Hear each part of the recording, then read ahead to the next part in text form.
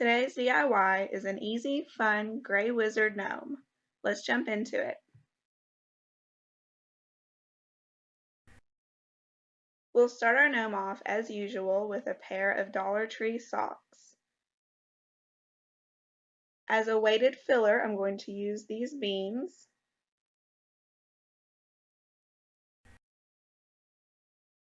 I'm going to cut the excess off the top of the socks, but as usual, keep that because we're going to turn that into the arms. And the rest of the filler I decided to try out this time using some Walmart sacks. This worked fine, but I did think it was a little more lumpy than the poly-fil.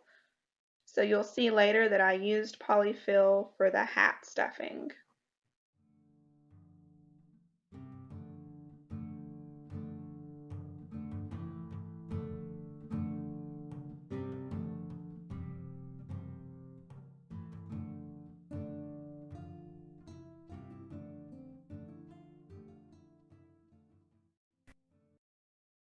I knew ahead of time that I wanted the gnome to hold his wizard staff, and I wanted him to be able to hold it in his hand. These little wooden beads are going to be his hands. So I drilled the holes bigger than what they were so that the staff would fit through the bead so he can hold it. This is totally optional and it looks somewhat unsafe. I was fine doing that, but that's a personal choice for you to make on whether to do that. You could also just lean the staff up against him or glue it into his hands. I'm just gluing this half of the top of the sock, and I ended up later making them a little more narrow, but I didn't show that part. This is just showing the process. You can make his arms as large or as skinny as you want them to, and stuff them with as much stuffing as you want to give them the shape that you're going for and the size that you're going for. You'll only glue one end shut, the shoulder end, and then you'll add your stuffing and then glue your hand to the end of the sleeve.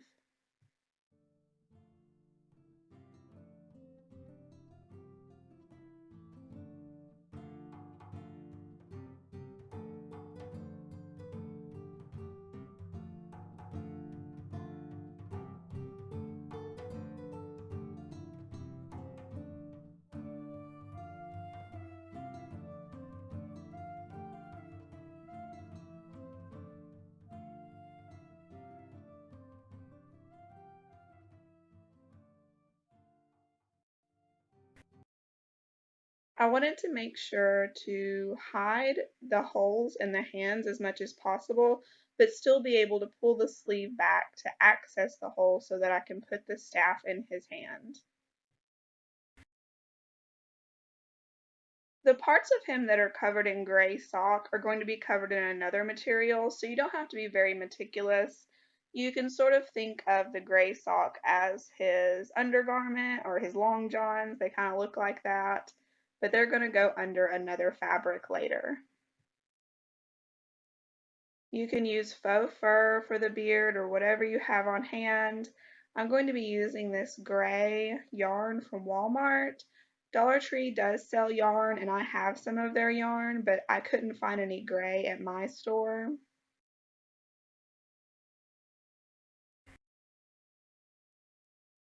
So I'm just tying the yarn onto this piece of twine and I'm showing you here up close how I'm doing it, but I ended up a little bit later stopping that slow individual process and tying on sections at a time instead of individual strands.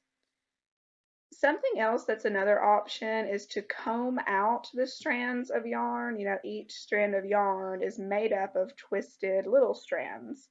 So I'm showing you here the difference of some that I combed out and some that I didn't. And I didn't think it was worth the effort to comb it out. I know that there's a process that you can do to even kind of fuzz the yarn by using like a dog hairbrush. But I thought that the yarn looked okay as is, but if you wanted to get more detailed into it and make it look different, you totally could.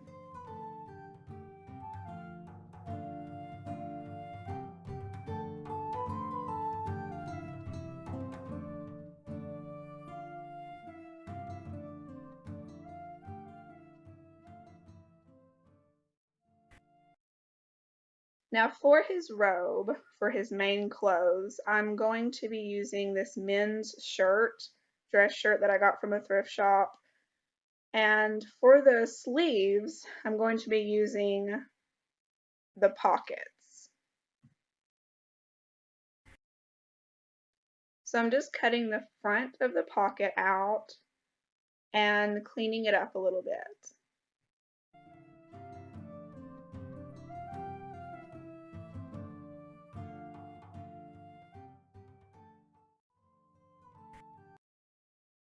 This gnome was definitely inspired by Gandalf off of Lord of the Rings, if you couldn't tell already.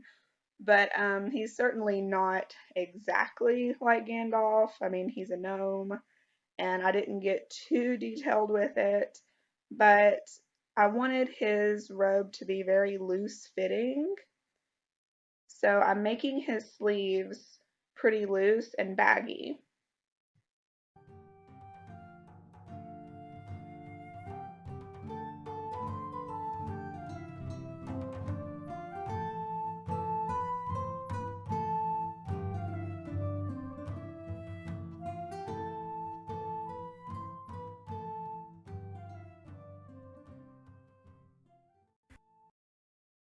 I just glued his arm right into the sleeve, and we'll be gluing the whole thing to his body.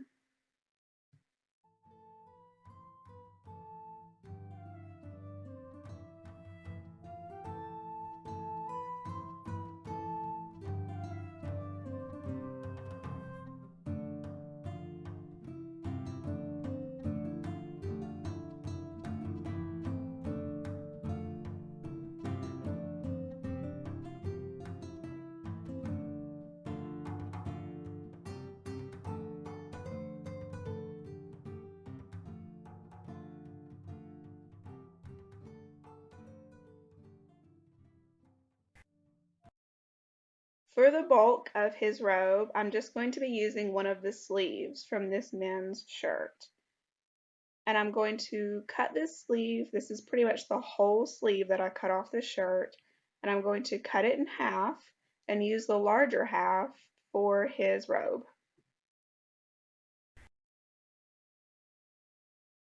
I am going to be gluing a sort of hem for the bottom of his robe, just using hot glue and folding it over. For some of his clothing, I do a faux hem by gluing, and there are some parts where I just leave it the cut fabric.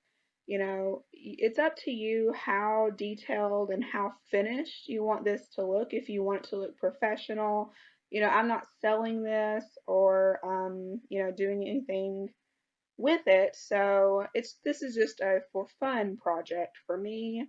And so I didn't get bogged down in the fine details, but you could definitely, do some sewing, make sure you pay attention and and do the project very slow and make sure that it looks, very nice. And I wasn't so concerned about that. So that's up to you, how much you want to put into it.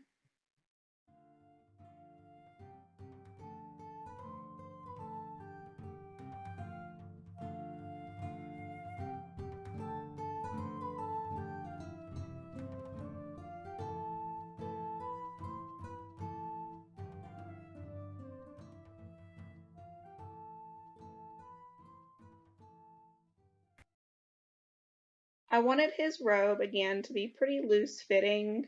In the pictures of Gandalf, he has it's a very loose robe and it has sort of folds in it or pleats in it. And so I wanted to do that same effect. And I'm just going to simply cut some slits in the sides of his robe here and slip his hand and his arm through, and then later I'll go in, I'm not sure if I show this, but later I go in and just fold where I cut there on the fabric, folded it under and added a little bit of glue.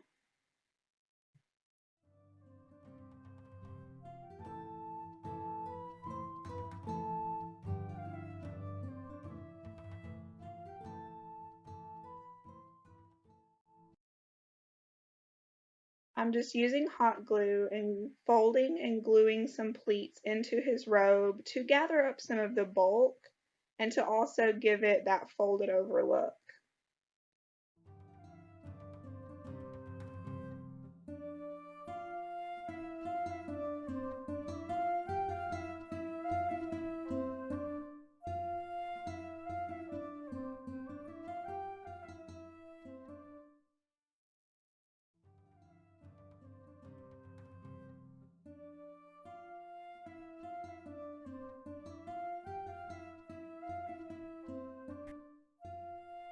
Now it's time to make his hat. I'm just going to use a round shape, and I'm using this bucket here. It is about 6 inches wide, and I'm going to use that as a template to make my circle. I'm just showing you here that if you don't have a men's shirt, that the Dollar Tree is selling these fleece scarves, and it has plenty of fabric on it if you wanted to use that instead of the men's shirt. Walmart also has some gray felt, and you could certainly use that as well. They had it in stock at my store, but I'm just doing 2 pieces of the fabric of the men's shirt, and I'm going to use a circle of that felt from Walmart to stiffen up the brim, but if I had to go back, I probably wouldn't even add that. I just wanted the brim of his hat to be sort of stiff, and it certainly did that, but I don't think looking back that it was really necessary. Also going, if I had it to do over again, I would glue under, inside the whole circle and not just around the outer edge because it was too loose.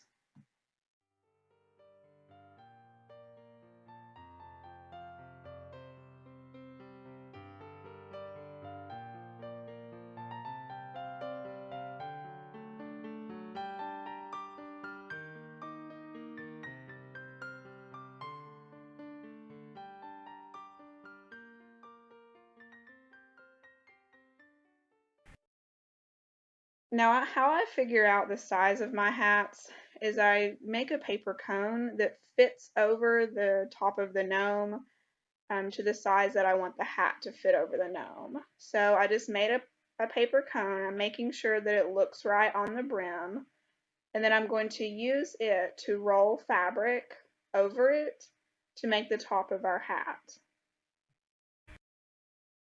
I only had so much fabric to work with. I used this shirt for another project, and so I only had a little bit of fabric left on it, and that's why you see the fabric is cut in a weird shape here. That's from another project when I used it. And so how I did this was slightly unconventional and not super finished looking on the top of the hat. It doesn't bother me at all, but again, um, you can make sure that you cover the hat, cover the cone as meticulously as you want to and make the seam, more finished looking, straight. Mine was a little bit crooked, but again, it didn't bother me. So that part's totally up to you. I made the hat basically the same way I made the Scarecrow Gnome's hat. But on this one, I should have been more careful with how I was doing it because as I was gluing the top of the hat to the brim going around, it was sort of pulling the brim up a little bit. And I actually wanted the opposite of that, for the brim of the hat to go down. So you want to make sure while you're gluing it that you're not pulling up the brim as you're gluing it.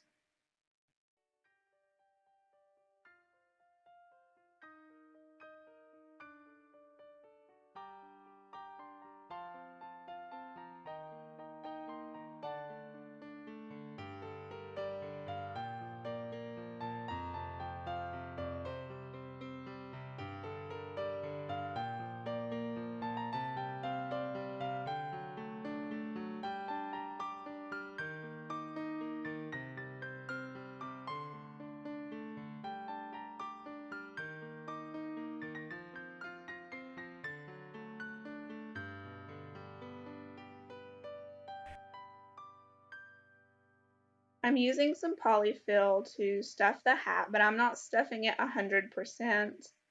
I want it to be able to bend over just a little bit at the halfway point.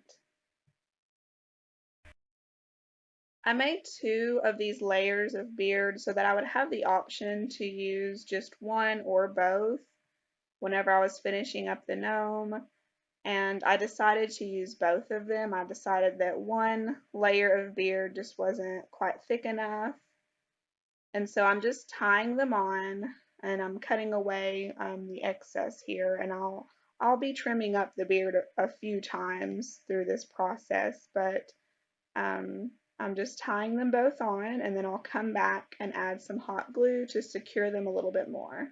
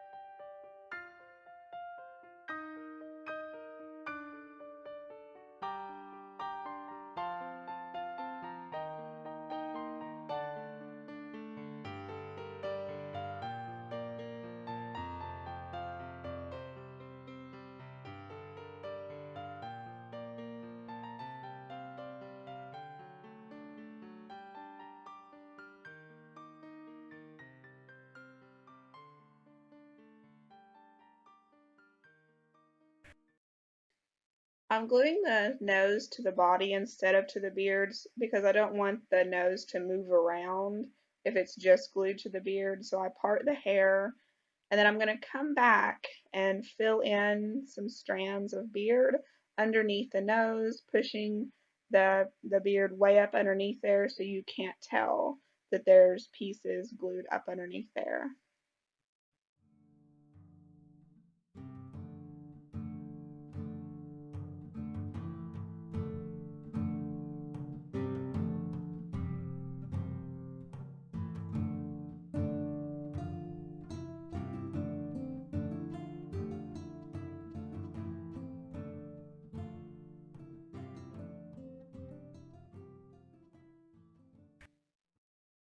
To make the fold in his hat, I'm just going to place a dot of glue and hold it down until it sets up.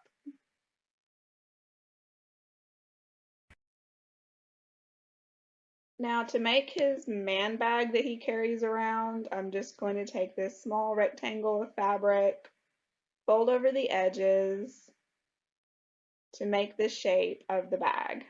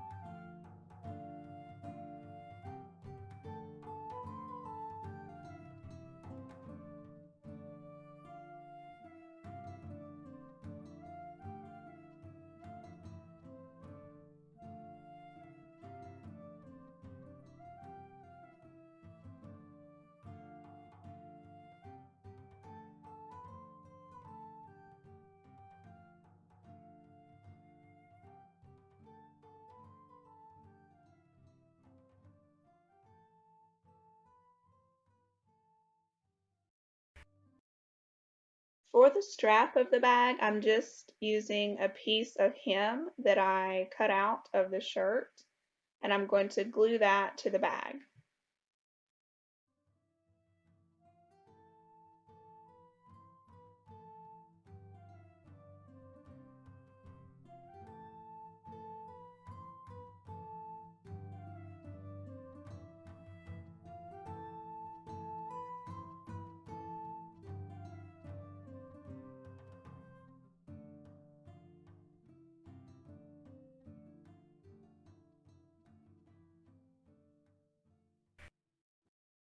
For a belt, I just took some braiding cord and braided a strand of it enough to go around his waist.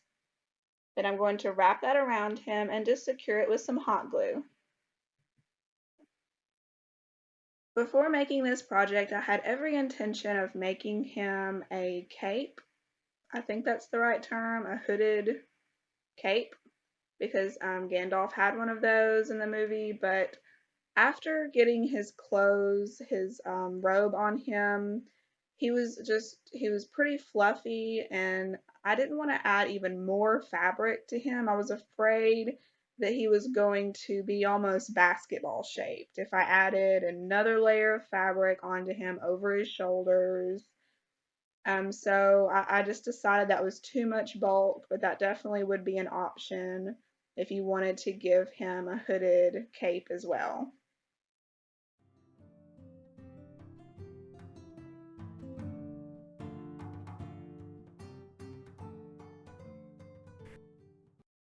Now to make this staff, it was super easy. I just took a stick from my yard, took a rectangle of brown paper, craft paper.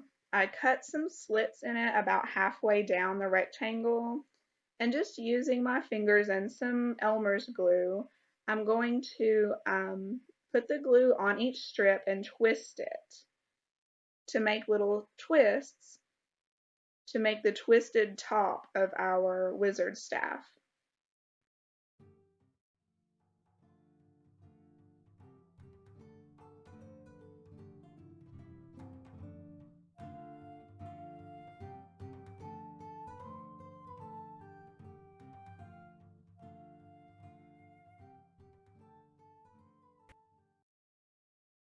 Then I glued the paper around the top of the stick, and I came in with some truffle paint by Waverly and put some on the stick and fully covered the paper on the end to try to match them up. And I went back in later and really globbed on the paint on the end where the paper meets the stick to sort of fill in and make that transition from the paper to the stick less noticeable to make it look like one piece. Something else that I went back and did was on the where his brim meets the top of his hat, the seam around there. I went back in and now I wish I hadn't have because I didn't think it really looked all that great or made it look any better. But I put a piece of trim over that seam.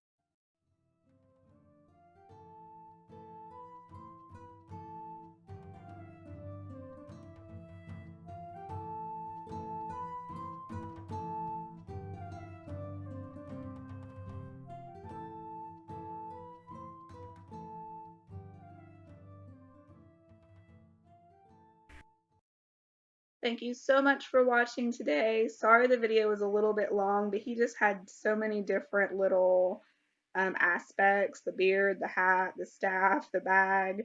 So those things take a little time to make, but thank you so much for sticking around and watching, and I will see you guys next time.